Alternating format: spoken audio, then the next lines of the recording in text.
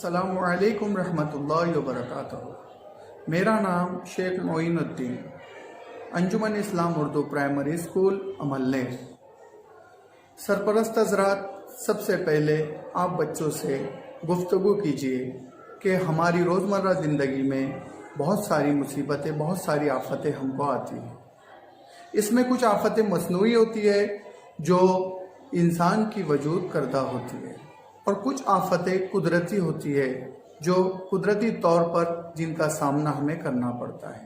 وہ آفتیں کون سی ہے، کب، کیوں اور کیسے آتی ہیں؟